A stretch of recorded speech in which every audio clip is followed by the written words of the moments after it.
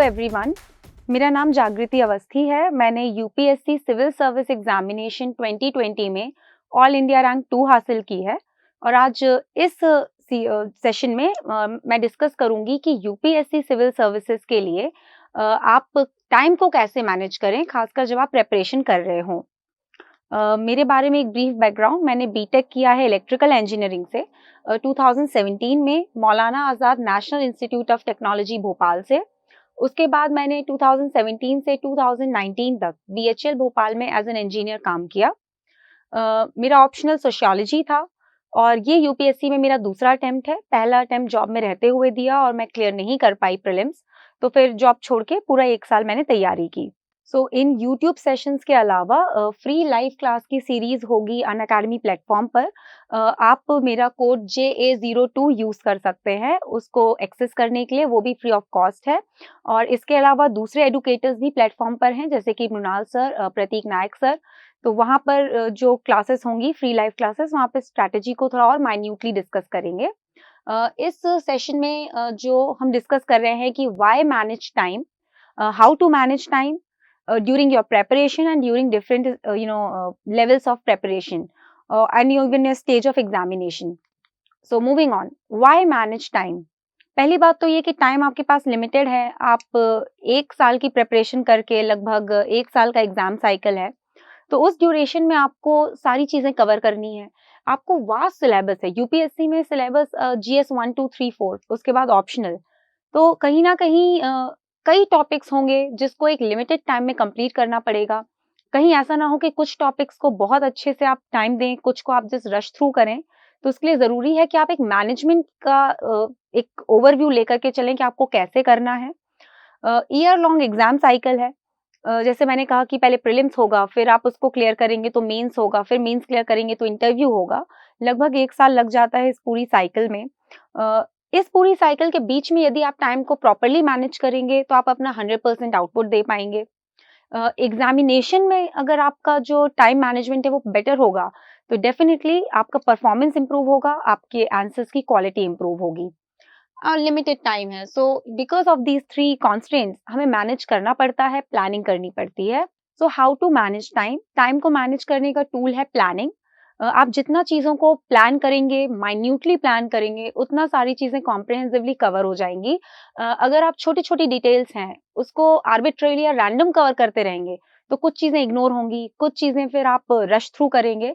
उसको अवॉइड करने के लिए हर स्टेज पे हर चीज को अपने प्लान का हिस्सा बनाइए, उसको एक पर्टिकुलर टाइम अलोकेट कीजिए ताकि आप अपनी प्रिपरेशन एक बैलेंस तरीके से अक्रॉस द सिलेबस कंप्लीट कर पाएं। तो अभी हम डिस्कस करेंगे कि हम कैसे अपने छोटे छोटे प्लान्स बना सकते हैं, किस तरीके से प्लानिंग करनी चाहिए।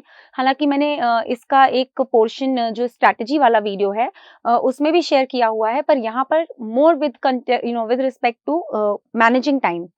सो हर स्टेज पे करना है, चाहे वो एग्जामिनेशन की स्टेज हो, प्री की, मेंस की, इवन इंटरव्यू की, और प्रेपरेशन की ड्यूरिंग भी आपको टाइम को मैनेज करना आना चाहिए। अब प्रेपरेशन की अगर स्टेज की बात की जाए तो syllabus is vast and you have limited time. आपको आइडिया हो कि अगर प्रिपरेशन में suppose there are 9 topics and there are 12 months, so how are you going to go about them? One is macro plan, एक बड़ा सा plan, एक idea कि इतने महीने में इतने सब्जेक्ट, इस महीने में ये वाला सब्जेक्ट होना चाहिए, इस महीने में ये वाला होना चाहिए।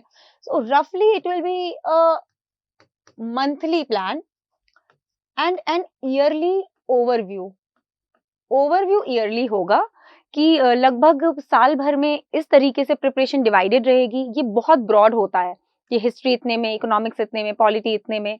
उसके अलावा फिर आप मंथली जाएंगे कि ये इस मंथ में, ये उस मंथ में। तो एक ब्रॉड प्लान तैयार है। आपको ये मालूम है कि आप एग्जाम के पहले हर सब्जेक्ट कवर कर लेंगे और लगभग लगभग एक अप्रोक्सीमेट ड्यूरेशन भी आपको मालूम होगी।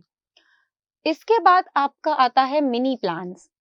मिनी प्लान क्या होता है? जब मंथली प्लान बन जाए तो मिनी प्लान बनाइए वीकली कि इस वीक में इस सब्जेक्ट का इतना portion.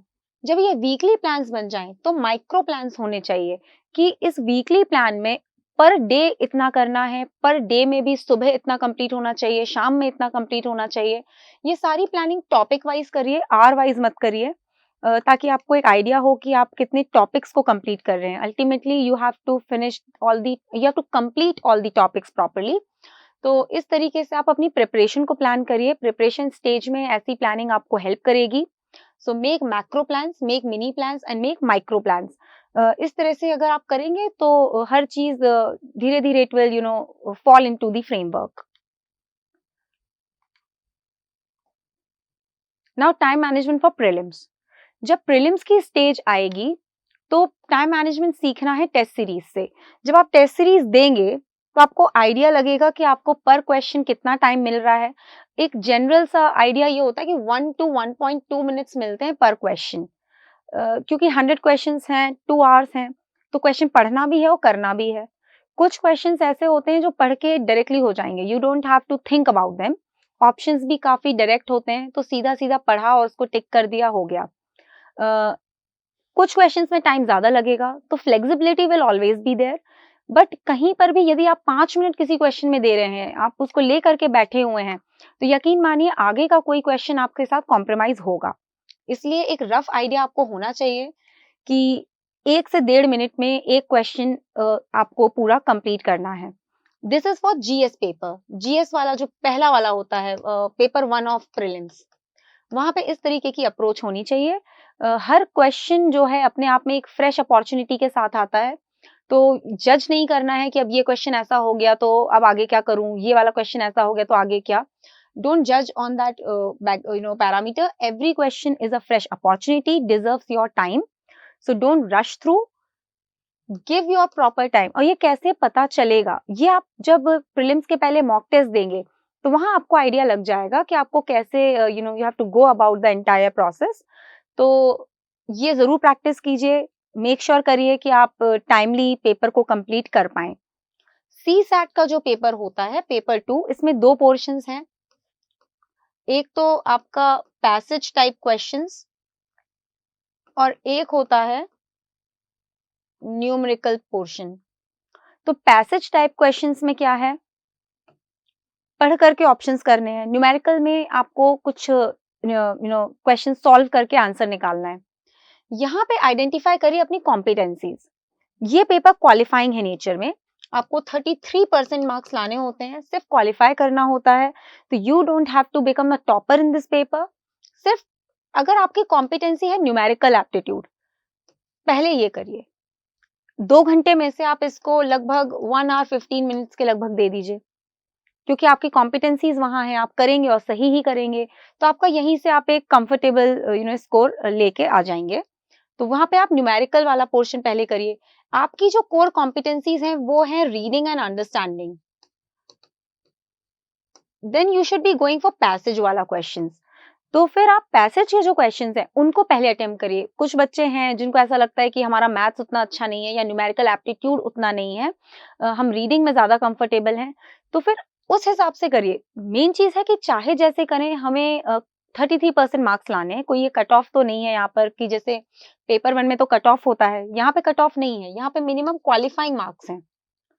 Although it seems to be the same, but the context of both the papers is different. So just identify and attempt. छूटना नहीं चाहिए, ऐसा ना हो कि आप पैसेज ही कर देते, क्योंकि आई थिंक आधा आधा होता है रफली।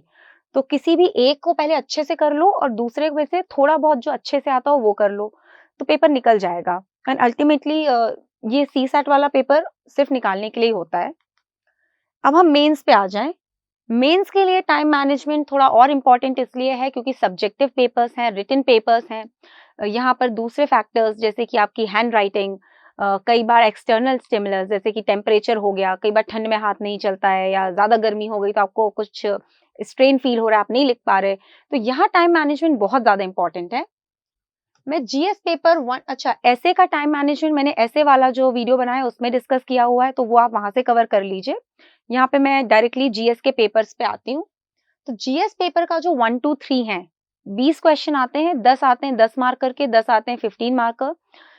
यहाँ पे मैंने जो कैलकुलेशन की है और जो मैंने एक्सपीरियंस से सीखा, 10 मार्क्स के लिए आपको अप्रोक्सीमेटली 7 मिनट मिलेंगे और 15 मार्क के क्वेश्चन के लिए आपको अप्रोक्सीमेटली 10 मिनट मिलेंगे। अब जो आप इनको एड अप करेंगे तो ये जा करके बनेगा, this is 150, that is 70। So 10, 70 and 100, 170 minutes, 170 minutes total. 10 minute का जो लेवरेज है वो कई बार क्वेश्चन पढ़ने में लगेगा, कई क्वेश्चन में कोई डायग्राम वायग्राम बनाना पड़ा, ग्राफ बनाना पड़ा, मैप बनाना पड़ा, वहां एक्स्ट्रा टाइम लगेगा। तो ये 10 मिनट आपका, आप एक मार्जिन समझ लीजिए जो यूटिलाइज हो ही जाता है, उसके लिए कुछ एक्स्ट्रा एफर्ट नहीं है। फिर 1-2 मिनट आपका जो अटेंडेंस शीट साइनिंग वगैरह होती है, बीच में कुछ फॉर्मेलिटीज भी होती हैं, आपके आंसर बुकलेट का आप नंबर लिखते हैं उस अटेंडेंस शीट पर, वो सारी चीजें भी होंगी, तो वहां भी आपको 1-2 मिनट जाएगा। तो ये मार्जिन है। This is the time that you will have. 7 minutes पर क्वेश्चन फॉर 10 मार्कर, 10 मिनट्स पर क्वेश्चन फॉर 15 मार्कर। ये प्रैक्टिस आपको जब आप आंसर राइटिंग करते हैं तब हो जानी चाहिए, शुरू में भी, और जब आप प्रोफेशनल टेस्ट सीरीज दे रहे हैं तो उस टेस्ट सीरीज में आप देख लीजिए, इस तरीके की प्रैक्टिस करके आइए। जीएस पेपर 4 का पैटर्न थोड़ा अलग है, तो टाइम मैनेजमेंट का भी तरीका थोड़ा सा अलग है। आई थिंक 13 क्वेश्चंस होते हैं थ्योरी के, I am not really sure 13 और 14 something like that.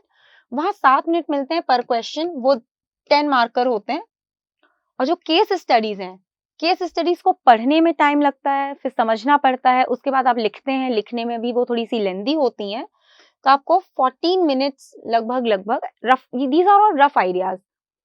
1 minute here and there will happen, ये आपको पर क्वेश्चन लग जाएगा। मैं जो भी फिगर्स बता रही हूँ ये सजेस्टिव हैं। सजेस्टिव इसलिए है कि हर क्वेश्चन में आपको वर्ड लिमिट तो भाई कंप्लीट करनी है अपनी।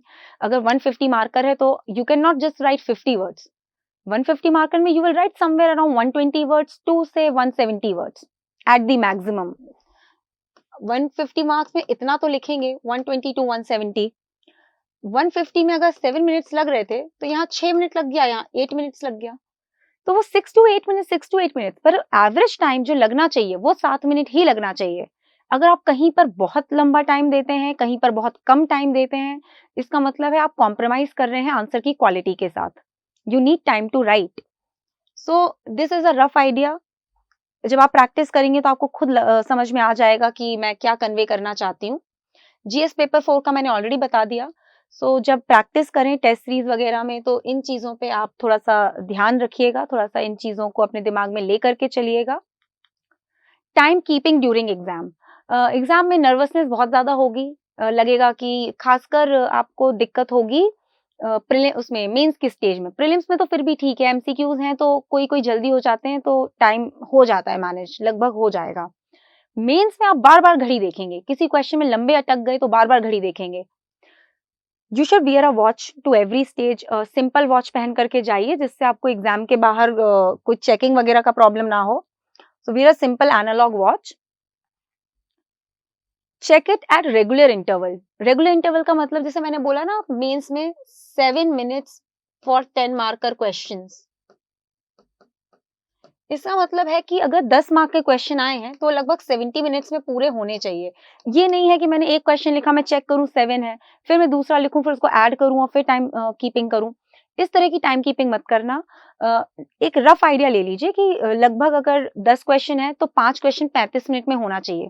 तो लिखे 5 question, just have a check कि 35 मिनट हो गया। अगर 35 मिनट्स हो गया है, फाइन। अगर 40 मिनट्स है, it means you need to increase your speed a little more. ये फीडबैक मैकेनिज्म अगर काम करेगा तो आप पेपर को अच्छे से कंप्लीट कर लेंगे। तो इस तरह से करिए, रेगुलर इंटरवल्स पे चेक करिए। ये सारी चीजें आप टेस्ट सीरीज जब देंगे, प्रैक्टिस करेंगे, तब आपको सीखनी है कि घड़ी लेकर के बैठना है, रेगुलर इंटरवल पे टाइम कीपिंग करनी है, कहाँ हम थोड़ा सा पीछे रह गए थे, कहीं कोई लैग आ गया क्या। ओवरऑल यही टाइम मैनेजमेंट का है। स्टिक करिए जो भी आप अपने लिए टाइमलाइंस डिसाइड करते हैं। जो मैंने सजेस्ट किया है वो फिगर्स मेरे अपने हैं, वो सजेस्टिव हैं आपके लिए, लेकिन जब आप खुद प्रैक्टिस करेंगे तो आप पाएंगे कि आपकी टाइमलाइन भी कहीं आसपास ही बैठेगी। So this was the time management thing in this entire preparation. और प्रैक्टिस करेंगे आ जाएगा। इंटरव्यू की स्टेज में भी टाइम मैनेजमेंट होता है कि जब आप रिस्पॉन्स दें वहां पे अपने आंसर्स को, तो ऐसा ना हो कि आप बहुत लॉन्ग आंसर्स दे रहे हों या बहुत ही शॉर्ट आंसर्स दे रहे हों। प्रॉपर टाइम में प्रॉपर कंसाइज आंसर्स हों, उस तरीके का अप्रोच आपका होना चाहिए। तो this was my inputs on time management. I hope you like the session. And do like share and comment if you like, and उन कमेंट सेक्शन आप अपने सजेशन छोड़ दीजिए, कोई डाउट्स वगैरह हो तो वो छोड़ दीजिए, तो जो हम फ्री लाइव क्लासेस ले रहे हैं वहाँ पर उनको एक बार देख लेंगे, जो भी इम्पोर्टेंट डाउट्स उन्हें डिस्कस कर लेंगे। आई होप आपको ये इनपुट्स में कुछ काम आया होगा। Thank you very much and all the best.